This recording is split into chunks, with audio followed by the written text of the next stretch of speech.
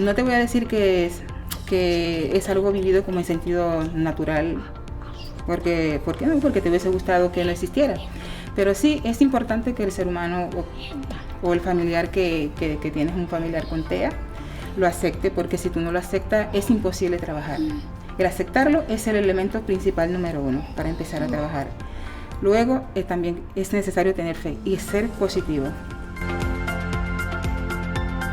Tenía que echar para adelante, que si yo no me ponía a entender las cosas, pues no podía trabajar con él. También pues los apoyos que he tenido, la unificación que ha habido profesionalmente con él, se ha trabajado masivamente y en unidad. Y esa ha sido una de las cosas que han ayudado a tener ese desarrollo evolutivo positivamente de él. Por ejemplo, la alimentación. Él era muy fijo a una alimentación. La textura pues se ha logrado muchísimo, también la alimentación. La rabieta, que eso era algo, se podría decir que era lo peor que podía estar pasando. Otra cosa que se está trabajando ahora mismo, por ejemplo, es la atención. Se logró muchísimo lo que es las miradas, porque la mirada de él era muy distorsionada, no era fija. Sí, se han logrado muchísimas cosas.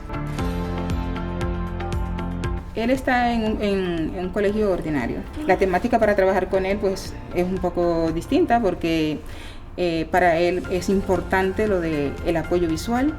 Entonces los profesores tienen que crear un mecanismo de apoyo o otro tipo de ficha. Ellos son unos iguales que todos, y es bueno que se trabajen, por ejemplo, con los maestros, con los colegios, que ellos se concienticen, porque no todos están preparados, como los pediatras. Porque yo te podría decir, por ejemplo, que yo tengo un diagnóstico de un pediatra que decía que mi hijo se me había ido de las manos.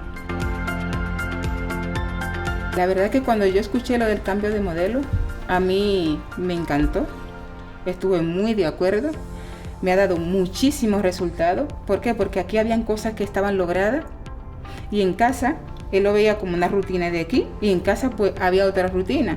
Pues allí me esfuerzo para comer tal cosa, o allí me esfuerzo para parar la rabieta, pero en la casa la rutina es otra. Entonces, ¿qué pasa? Que cuando se lleva a casa la terapia, que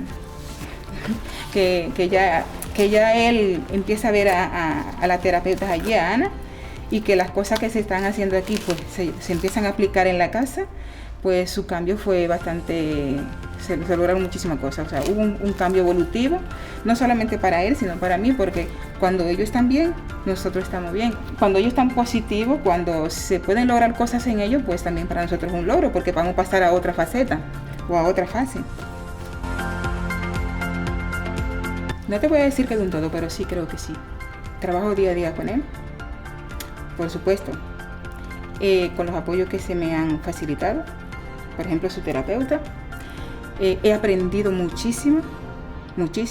Cuando venías a las aulas que participaba de la terapia, mi hijo, por ejemplo, no hablaba bien, entonces yo pude ir aprendiendo cómo ella le sacaba una conversación, cuya cosa para mí lo era bastante difícil.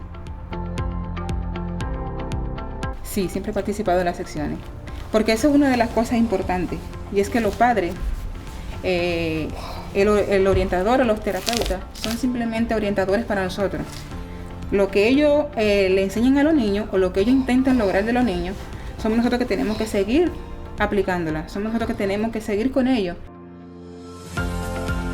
Me gustaría decirles que sí se puede, que ellos pueden, que ellos tienen un potencial elevado, que desaprendan de lo que le están enseñando que no funcione, que busquen técnica nueva, que aprendan de su terapeuta, que el autismo no es algo de extraterrestre, que apoyen en todo lo que más puedan a las personas, a las autoridades y las personas competentes, que entiendan, que se concienticen para poder ayudar a los niños, y los papás, que sí se puede.